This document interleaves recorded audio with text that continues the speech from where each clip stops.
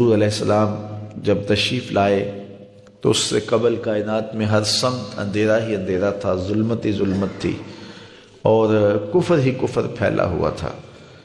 لیکن میرے حضور کے چہرے کے انوار سے اتنی روشنی نکلی کہ ہر سمت اجالے ہی اجالے ہو گئے.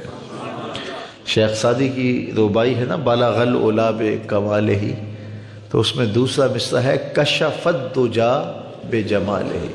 تو اس کا مطلب یہ ہے کہ حضور کے چہرے کی چمک سے ساری ظلمتیں مٹ گئی. آفتاب زندگی کی ایک شعاع اولی، نور سے تیرے فلک روشن درخشاں ہے زمیں. تیری ہستی روشنی کا ایک حسین مینار ہے، ہر کرن جس کی نشان منزل دنیا و دیں. تیری نظروں نے تراشے ظلمتوں سے آفتاب، پاؤں تیرے چوم کر ذرے بنے ماہ مبیں.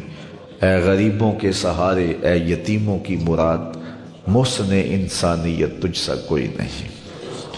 تو گویا حضور علیہ السلام کا جمال، حضور کا حسن کائنات کو روشنیاں دیتا ہے، اجالے بانٹتا ہے، نور بکھیرتا ہے.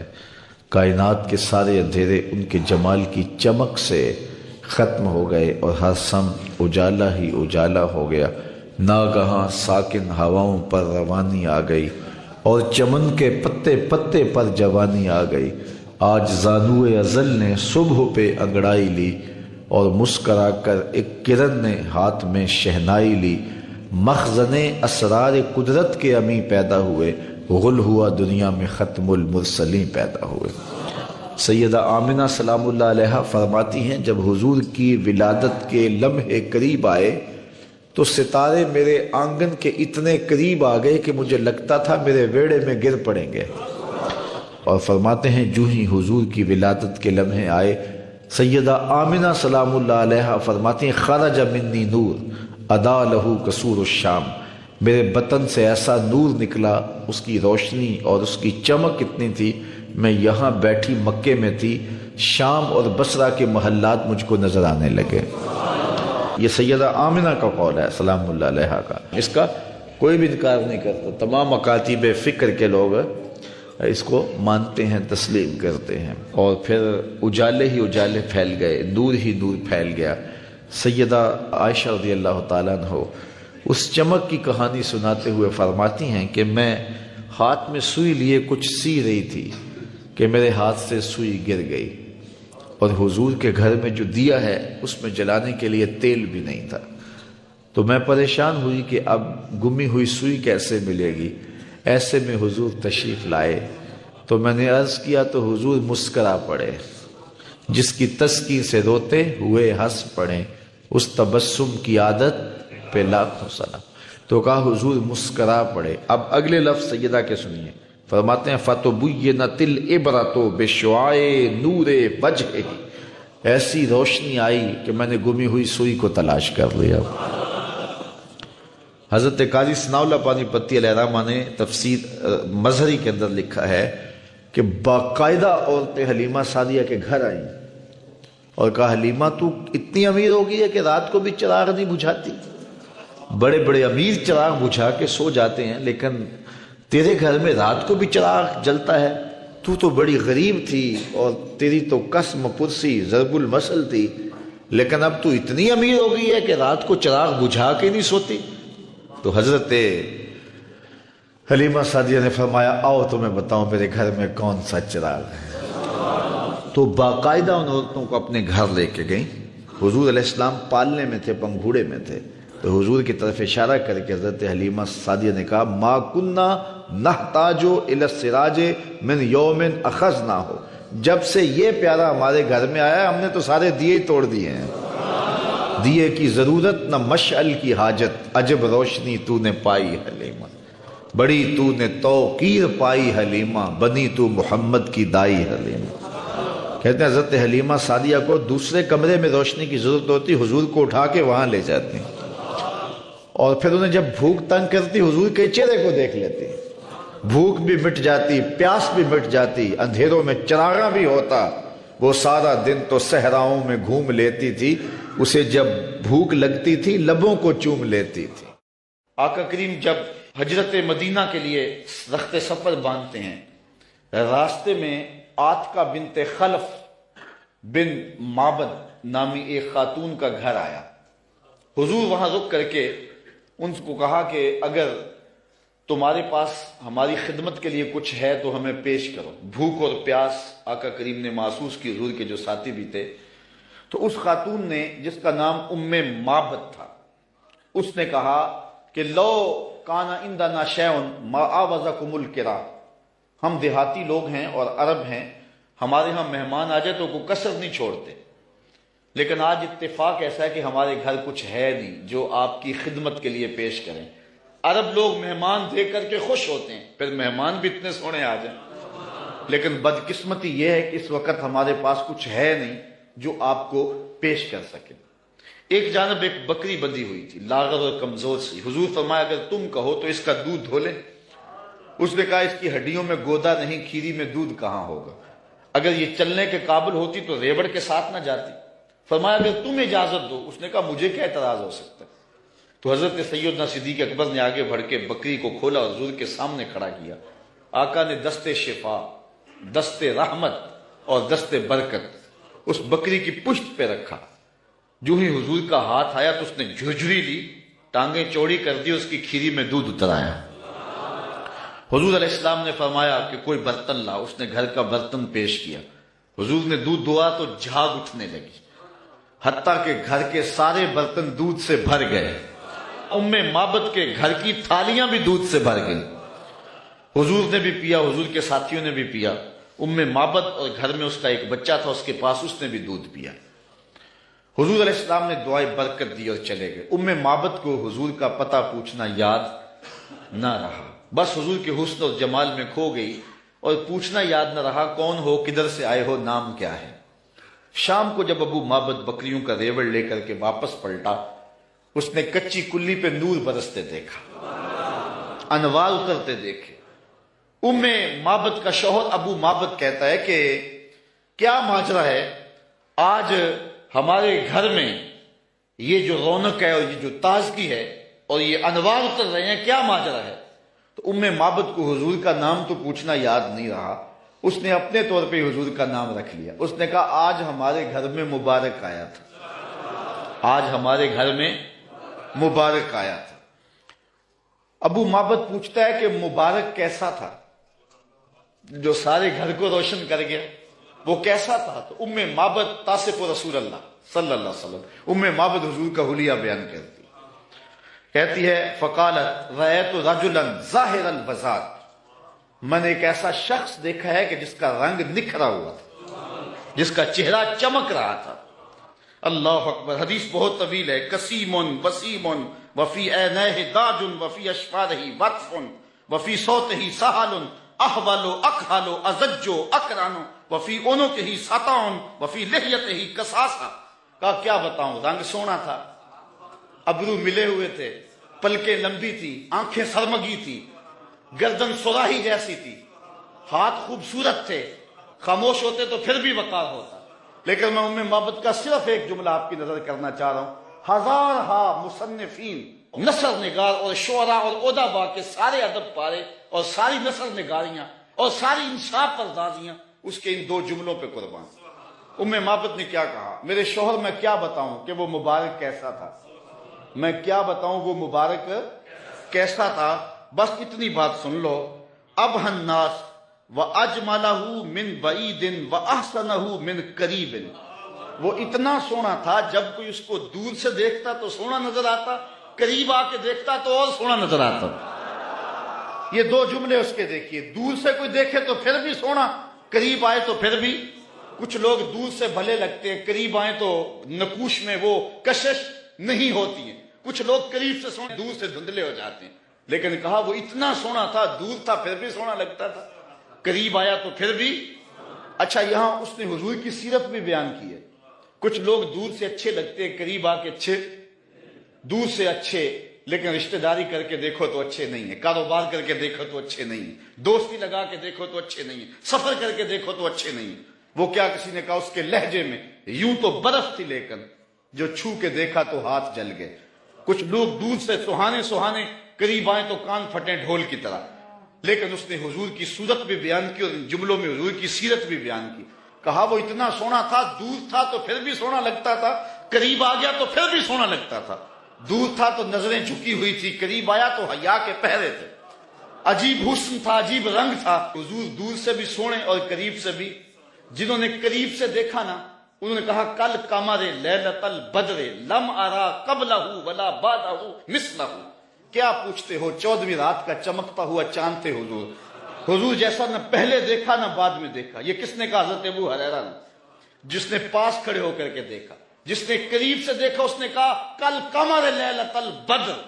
اور جس نے 13 صدیوں کے فاصلے پہ کھڑے ہو کے دیکھا اس نے کہا مکھ چند بدر شاہ شانی، متھے چمک دی لاٹ، کالی زلف تے اکھ مستانی ہے، مخمور اکھی ہند مد بھری.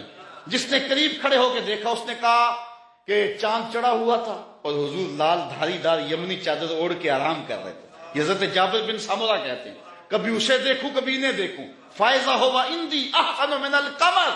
پھر میں نے فیصلہ کیا نہیں حضور سونے ہیں. جس نے قریب سے دیکھا اس نے کہا کہ چاند سے حضور سونے ہیں.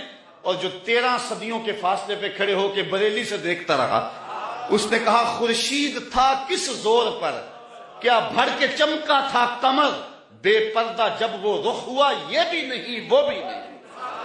جس نے قریب سے دیکھا اس نے کہا کان رسول اللہ صلی اللہ علیہ وسلم افلج الثنیتین اذا تکلم رویا کالنور یخرج من بین ثنایاہ، کہ حضور کے سامنے والے دانتوں میں ہلکا سا سوراخ تھا اور حضور جب بولتے تھے نور کی کرنیں چھن چھن کے نکلتی تھی. یہ حضرت عبداللہ ابن عباس نے کہا جو پاس کھڑے تھے اور جو 14 صدیوں کے فاصلے پہ کھڑا تھا اس نے کہا تو اجے میرا یار نہیں ڈٹھا، جنوں ویکھ کے چند شرم آوے، ادھی راتی دن چڑھ جاوے، جیو رخ تو نقاب اٹھاوے، تے جے او نکلے سیر کرن نو سارا گلشن سیس نواوے، اتے دھرتی لف لف جاوے. جے ہاتھ پھلاں وچ رکھدا ہاتھ پھلاں تو ود جاوے، نین نشیلے مست رسیلے وچ سونا کجل سہاوے، اکھ اگڑے تے انج پیا جاپے جویں میں خانہ کھل جاوے، تے جے او کھولے پیچ زلف دے اتے راہی راہ پل جاوے، توبہ توبہ حسن سجن دا چال نہ چلی جاوے، بجلی ڈردی لشک نہ مارے متاں بے ادبی ہو جاوے. علم خدا نے اینا دتا عقلاں وچ نہ آوے، عقل خدا نے اینی دتی علماں وچ نہ آئے، کیے جاز نظر وچ او دی جو آوے وک جاوے، خلق او دے نے مو لئی دنیا کوئی ورلا ہی جان بچاوے، آزم ایڈا سونا ماہی سن کدرے نظر نہ آوے. جنہوں نے قریب سے دیکھا انہوں نے بھی کہا سونا اور جنہوں نے دور سے دیکھا انہوں نے بھی کہا سونا. تو کہا کوئی قریب سے دیکھے پھر بھی واری جائے، دور سے دیکھے پھر بھی واری جائے، تو اجے میرا یار نہیں ڈٹھا، جنہوں ویکھ کے چند شرم آوے. کہا کیا بتاؤں کہ وہ قریب سے بھی سونا اور دور سے بھی سونا. اچھا اس نے حضور کا حلیہ بیان کیا، ام مابت میرے بچے تیرے پہ قربان، ام مابت میری نسلیں فدا تیرے ایک ایک جملے پہ. حضور کا حلیہ بیان کیا اور حد کر دی ام مابت نے. دعا کرو اللہ ہمیں حضور کی زیارت نصیب فرمائے. یا اللہ واسطہ ڈالتے ہیں ام مابت کا، ہمیں حضور کی زیارت دے دے.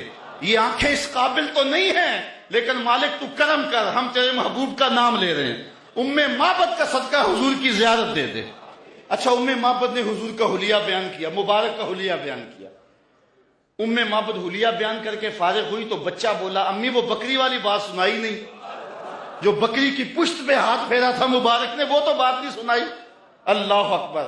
اب ابو مابت کہتا تم نے زیادتی کیا میرے سے، جب مبارک آیا تو مجھے بلایا کیوں نہیں، اس کو میں بھی دیکھنا چاہتا تھا. اب میں بکریاں دودھ لے کر نہیں جاؤں گا، قریب قریب رہا کروں گا، کبھی مبارک آئے نا تو مجھے بلا لینا.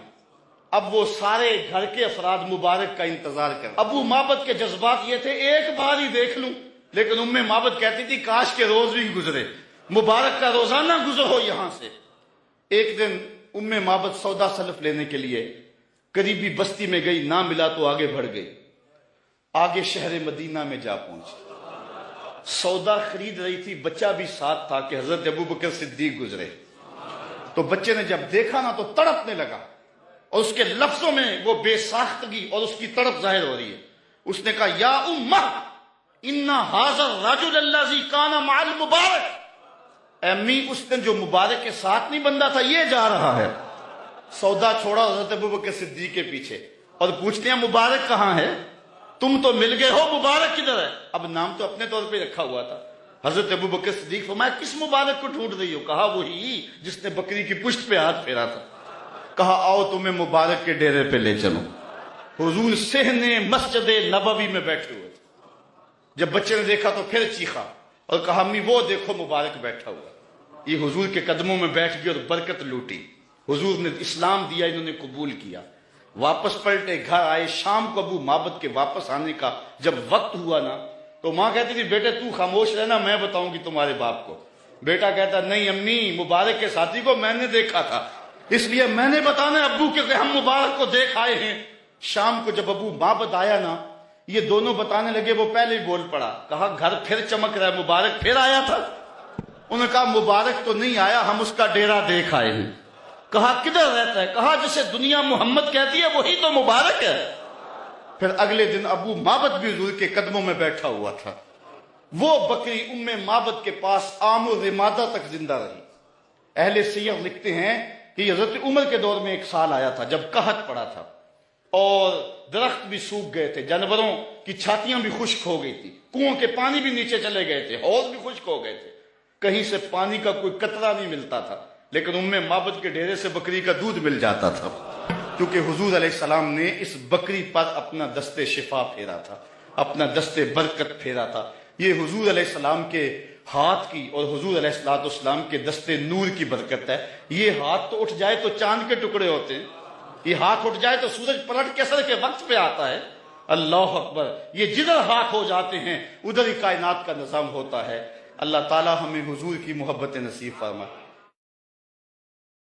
ستینس سے ایک روایت سنی، کہتے ہیں کہ ایک دن حضور نے حجامت کرائی، حج کا موقع تھا۔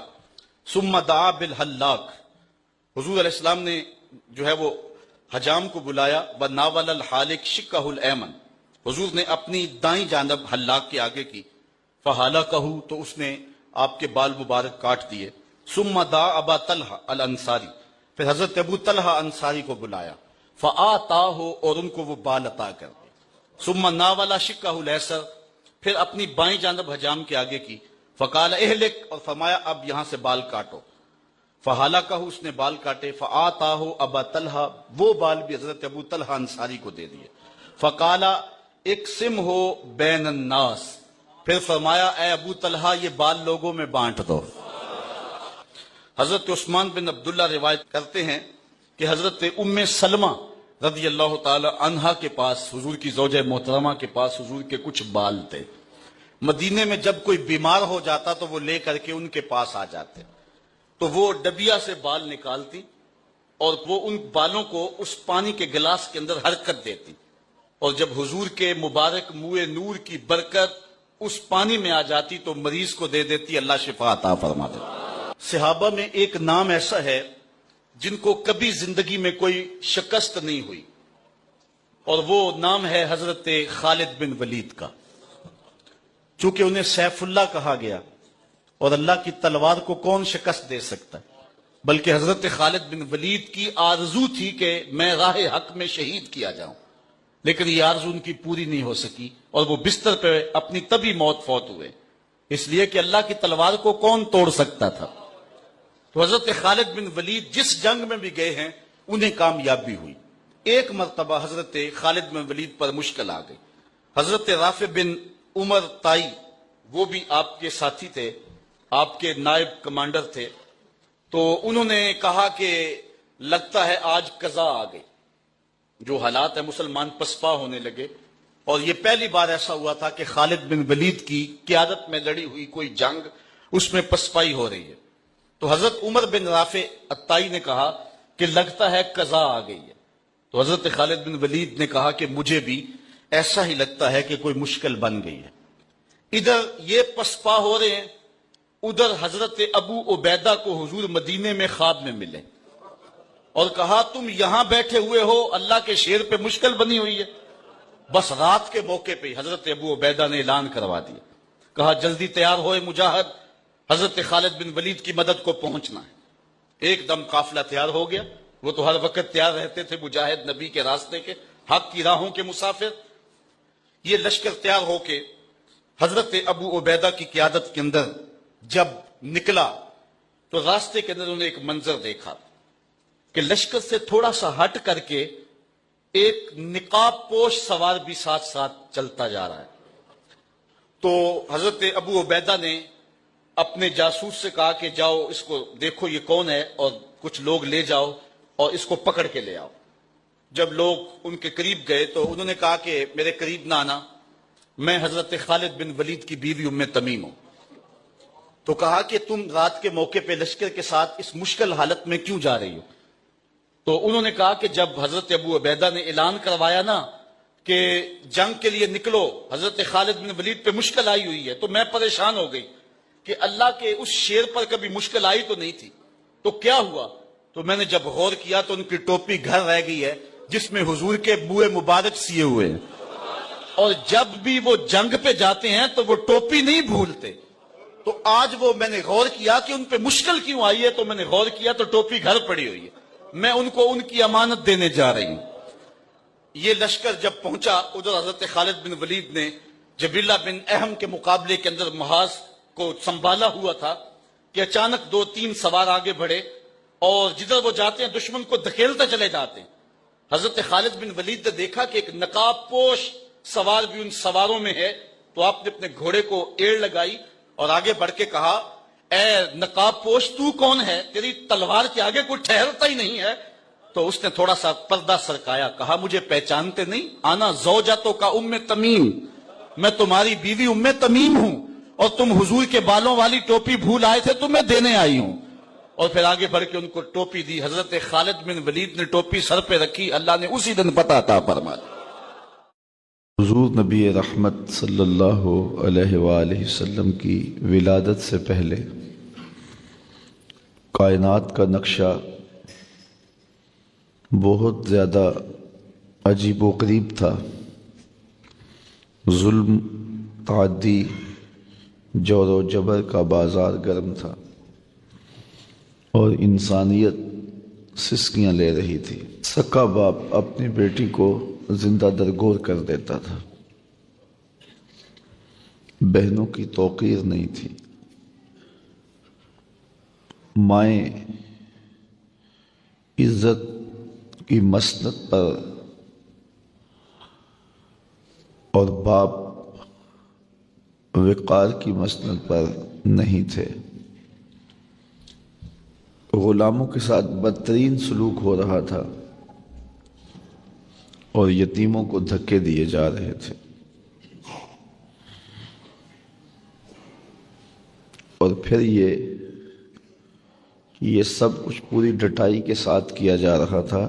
اس ظلم کے خلاف کوئی آواز بھی اٹھانے والا نہیں تھا. کیسا شفاف معاشرہ تھا کہ باپ اپنی بیٹی کا گلا گھونٹ دیتا ہے تو اس پہ کوئی مقدمہ درج نہیں ہوتا بلکہ معاشرے سے داد ملتی ہے. عکاس کے میلے میں 3 بیٹوں نے اپنی سکی ماں کو 900 درہم میں بیچ ڈالا اور 300 درہم آپس میں بانٹ لیے. بیوی کے ساتھ کیا سلوک کرتے ہوں گے الیاذ باللہ. جب بیواؤں کی سسکیاں، یتیموں کی آہیں اور صحرائے عرب میں دبی ہوئی معصوم بچیوں کی چیخیں اور قیدیوں کی پکار اور غلاموں کی چیخیں عرش مولا سے ٹکرائیں تو اللہ کو دکھی انسانیت پہ رحم آ گیا. آمنہ کی آغوش میں محمد عربی تشریف لے آیا. پھر حضور آ گئے. ایک دم ماحول تبدیل ہو گیا. غلاموں کو غلامی سے نجات ملنے لگی. جو غلام آقا جوتا دھوپ سے اٹھا کے چھاؤں میں رکھ دیتا تو آقا اس پہ بھی کوڑے مارتا کہ تو نے میرے جوتے کو میرے دیکھے پوچھے بغیر کیوں چھوا ہے. اس پہ بھی وہ ظلم کرتا اور اسے مارتا.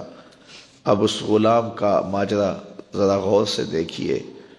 حضور معراج پہ جاتے ہیں تو واپس پلٹ کے آئے اور بلال حبشی کو بلا کے کہا بلال تو کون سا نیک عمل کرتا ہے؟ میں نے جنت میں تیرے قدموں کی آہٹ سنی ہے. کیا خیال ہے اس ایک جملے نے ساری تھکن اتار نہیں دی ہوگی؟ اللہ اکبر. وہ ماں جو منڈی میں بکتی ہے حضور نے جنت کھینچ کے اس کے قدموں میں رکھ دی. اللہ اکبر. وہ بیٹی جو زندہ درگور ہوتی ہے، میرے اور آپ کے آقا و مولا نے ایک جملہ ارشاد فرمایا، ذرا اس کو اس پہلو اور تناظر میں دیکھیں. بیٹیوں کو قتل کرنے والوں سن لو، میری بیٹی فاطمہ میرے جگر کا ٹکڑا ہے. یہ بیٹیاں زندہ درگور ہوتی تھیں اور باپ اپنے ہاتھوں سے کرتا تھا، اور اب بیٹی سسرال میں دکھی ہے تو باپ کے دل کو قرار نہیں آ رہا. میں نے بوڑھے بوڑھے اشخاص دیکھے ہیں مزدوریاں کرتے ہوئے. وہ میاں تم کیوں مزدوری کر رہے ہو اس عمر میں؟ کہتے ہیں ابھی بیٹی کے ہاتھ پیلے کرنے. یہ تو زندہ درگور کرتا تھا باپ، اب مزدوری کر رہا ہے. بیٹی کے لیے سینے میں یہ پیار کس نے ڈالا؟ بھائی اوور ٹائم لگا رہا ہے فیکٹری میں نے بہن کے ہاتھ پیلے کرنے. تو بھائی کے سینے میں بہن کا پیار کس نے ڈالا؟ جواب ایک ہی ملے گا، میلاد والے محمد عربی نے. حضور نے یہ عزت، یہ وقار، یہ تعظیم، یہ تکریم دلوں کے اندر پیدا کی ہے. تو یہ زندگی کا جتنا بھی حسن ہے، یہ جتنا بھی نکھار ہے، یہ ہمدردیاں ہیں، یہ جذبات ہیں، یہ الفت کے کرینے ہیں، یہ انداز محبت ہے، یہ رشتوں کا تقدس ہے، یہ بہن کی آبرو ہے، یہ بھائی کا تقدس ہے، یہ ماں کی عزت ہے، یہ بیوی کا احساس ہے، بیٹیاں قرار قلب ہے. یہ سب کچھ کہاں سے ملا؟ یہ حضور علیہ الصلوۃ والسلام کے آنے سے ہی نصیب ہوا ہے. ورنہ انسان تو صفاق بن گیا تھا. نہ خرد کی روشنی تھی، نہ جنوں کی آگ ہی تھی. تیری راہبری سے پہلے یہ جہاں جہاں نہیں. نبی کے آنے سے زندگی کو حقیقی نور ملا ہے، تو کیا اس آنے کو معمولی آنا سمجھ لیا جائے؟ تو اس جشن بہارا کو عقیدت و احترام کے ساتھ منائیے گا اور اس کے تقاضوں کے ساتھ منائیے گا. گلی گلی حضور کے نام کی محافل بپا کیجئے. درود و سلام کے گجرے بارگاہ ناز میں پیش کیجئے. عقیدتوں کا اظہار کیجئے. حضور کی بارگاہ میں اپنی محبتیں پیش کیجئے. 12 ربیع الاول کا دن تجدید عہد کا دن ہے. ہم آقا سے عہد کرنا ہے کہ پیارے آقا، ہماری زندگی کا ایک ایک لمحہ آپ کے نام ہوا. ہم جئیں گے تو آپ کے لیے، ہم مریں گے تو آپ کے لیے. آخری سانس تک آپ کے وفادار رہیں. جو دین آپ لے کر کے آئے اس دین کو غالب کرنے کے لیے انتھک محنت کریں گے اور اپنی صلاحیتوں کو اس راستے میں لگا دیں گے اور اپنے آپ کو وقف کر دیں گے خدمت دین متین کے لیے. اپنا سب کچھ حضور کے لیے پیش کرنے کا عزم کریں. صرف جھنڈیاں لگا دینے سے، چراغاں کر دینے سے حق ادا نہیں ہو جاتا. ضرور لگائیں جھنڈیاں، چراغاں بھی کریں، لیکن حضور علیہ الصلوۃ والسلام کی محبت کا حق یہ 2 کام کرنے سے ادا نہیں ہو جائے گا.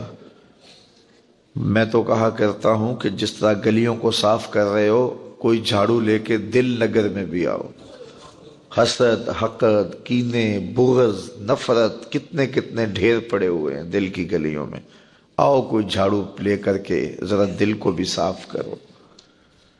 بازاروں میں جھنڈیاں لگانے والوں، دل کے ایک ایک پرت پہ نام محمد کی جھنڈی بھی لگاؤ. چھتوں پہ چراغاں کرنے والوں، دل کی گلیوں میں کہیں اندھیرا نہ رہ جائے. تو آؤ دل کو صاف کرو، جھنڈیاں بھی لگاؤ، چراغاں بھی کرو، پھر مصطفیٰ پہ درود پڑھو. یاری لا تو پاک نبی سنگ، اے پر پوری یاری، پھر درود قبول ہے تیرا، لکھ نالو ایک باری.